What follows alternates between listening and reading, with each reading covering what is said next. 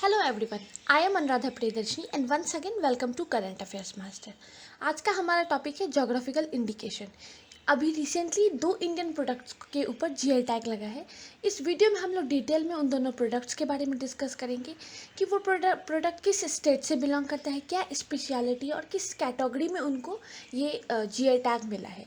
इससे पहले मैं आपको बता दूं, मैंने जीआई टैग के ऊपर एक और वीडियो किया था जिसमें मैंने डिटेल में डिस्कस किया था कि जीआई टैग होता क्या है, उसका इम्पोर्टेंस क्या है, किस प्रोडक्ट के ऊपर लगता है। इसके बाद मैंने 2019 से 20 तक जितने भी प्रोडक्ट्स थे वो सारी प्रोडक्ट्स मैंने डिटेल में डिस्कस किया था। और इंडिया में अभी तक कितने प्रोडक्ट्स के ऊपर जीआई टैग लगा है मैंने वो भी उस वीडियो में डिटेल में डिस्कस किया था। इसका लिंक मैंने ऊपर आपको आई कार्ड में दे दिया है, प्लीज़ आप एक बार उसको भी देख लीजिए। आपको आइडिया लग जाएगा कि जोग्राफिकल इंडिकेशन होता क्या है और इसका इम्पोर्टेंस क्या है। इस वीडियो में हम पर्टिकुलरली इन दोनों प्रोडक्ट्स के बारे में डिस्कस करेंगे। So let's start the video. चलिए, इसके बाद हम लोग डिस्कस करते हैं कि आखिर जोग्राफिकल इंडिकेशन होता क्या है। A geographical indication is a sign used on product that have a specific geographical origin and possesses qualities और a reputation that are due to that origin. इसका टैगलाइन है invaluable treasure of incredible India, अतुल्य भारत की अमूल्य निधि। अगर हिंदी में कहें तो ये होगा। चलिए, जीआई टैग जो है इंडिया में इफेक्ट में आया था 15 सितंबर 2003 के बाद।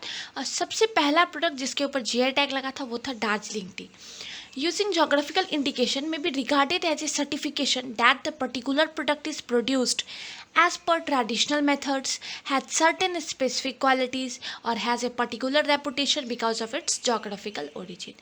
GI tag जो होता है वो typically used for wine and spirit drinks, food stuff, agriculture product, handicraft and industrial product. यहाँ मैंने आपके साथ बहुत शॉर्ट में डिस्कस किया है कि जीआई टैग होता क्या है। चलिए, एक दो चीज़ें और मैं आपको बता देती हूँ कि जीआई टैग का जो होते हैं वो वैलिड 10 ईयर्स तक होते हैं। उसके बाद दोबारा उसके लिए अप्लाई करना पड़ता है और जीआई टैग का जो टैग है इसको रिन्यू कराना पड़ता है। यहाँ मैंने आपके साथ बहुत शॉर्ट में डिस्कस किया है। मेरा एक और वीडियो था जिसका लिंक मैंने आपको दे दिया है, आप एक बार उससे भी देख लीजिए। आपको बहुत अच्छे से आइडिया लग जाएगा कि जीआई टैग होता क्या है, इसका इंपॉर्टेंस क्या है। अगर किसी पर्टिकुलर प्रोडक्ट के ऊपर जीआई टैग लगता है तो उस प्रोडक्ट पे इसका क्या इफेक्ट पड़ता है, वहाँ मैंने सारी चीज़ें डिटेल में डिस्कस की थी। चलिए, इसी के साथ अगर आपको मेरा वीडियो अच्छा लगे तो प्लीज़ लाइक शेयर और सब्सक्राइब ज़रूर करें और बेल बटन प्रेस करके रखें ताकि मेरे जितने भी अपकमिंग वीडियोस रहेंगे उसका नोटिफिकेशन आपके पास सबसे पहले आएगा। अब हम लोग इस बार जिन दो प्रोडक्ट के ऊपर जीआई टैग लगा है वो उन दोनों प्रोडक्ट्स को बहुत डिटेल में डिस्कस करते हैं। So let's start. चलिए, इसके बाद इस बार जो पहला प्रोडक्ट जिसके ऊपर जीआई टैग लगा है वो है झारखंड का सोहराई खोबर। ये एक तरीके का ट्रेडिशनल पेंटिंग है। द सोहराई खोबर painting is a traditional and ritualistic mural art. It is being practiced by local tribal women during local harvest and marriage seasons using local naturally available soils of different color in the area of Hazaribagh district of Jharkhand. पहले ये जो था सिर्फ Hazaribagh district जो झारखंड का है वहाँ पे इसको प्रैक्टिस किया जाता था। That to be by local tribal womens जो थी वो भी लोकल हार्वेस्ट सीजन या फिर मैरिज सीजन जो वहाँ पे होता था वहाँ उस टाइम पे इसको बनाया जाता था। वो भी वहाँ पे जो नेचुरली अवेलेबल सॉइल्स हैं डिफरेंट कलर के सिर्फ उनको ही यूज़ करके। बाद में ये पेंटिंग पूरे झारखंड में फेमस हुआ। वहाँ के डिफरेंट डिस्ट्रिक्ट के लोग भी इसको बनाने लगे थे।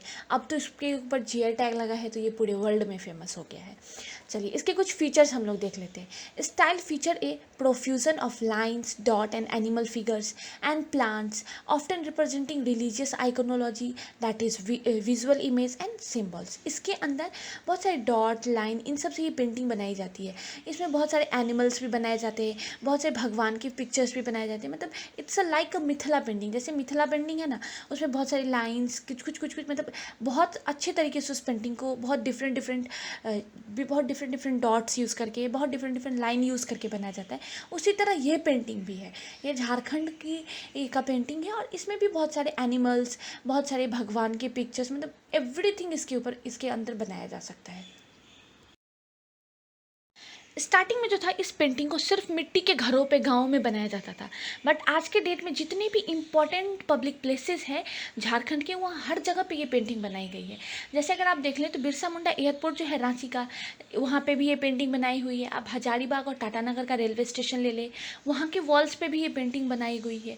तो आज के डेट में इसकी पॉपुलैरिटी बढ़ाने के लिए जितने भी पब्लिक प्लेसेस हैं, इंपॉर्टेंट पब्लिक प्लेसेस हैं झारखंड के, हर जगह ये पेंटिंग बनाई जा रही है। अब तो इसके ऊपर जीआई टैग लगा था, इसको तो वर्ल्ड रिकॉग्नाइजेशन मिलेगा। चलिए, इसके बाद जो दूसरा प्रोडक्ट था जिसके ऊपर जीआई टैग लगा है वो है तेलंगाना का तेलिया रुमाल।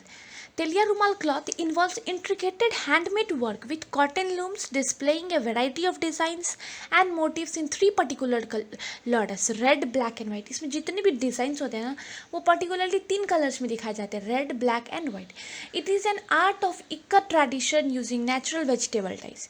Telia rumal can only be created using the traditional handloom process, not by any other mechanical means, as otherwise the very quality of rumal would be lost। ये जो तेलिया फैब्रिक है, जो निज़ाम डायनेस्टी जो थी हैदराबाद की, उस टाइम से ही इसको बहुत ज़्यादा यूज़ किया जाता था वहाँ पे। वहाँ के जो दरबार के जितने भी लोग थे उनको एज ए सिंबल के तरीके पे ये रुमाल अपने साथ, ये फैब्रिक अपने साथ रखना पड़ता था। आज के टाइम में ये जो फैब्रिक है वो एक्सपोर्ट किया जाता है Persian Gulf, Middle East, Aden, East Africa, Singapore and Burma, इन कंट्रीज़ में इस फैब्रिक को एक्सपोर्ट भी किया जाता है।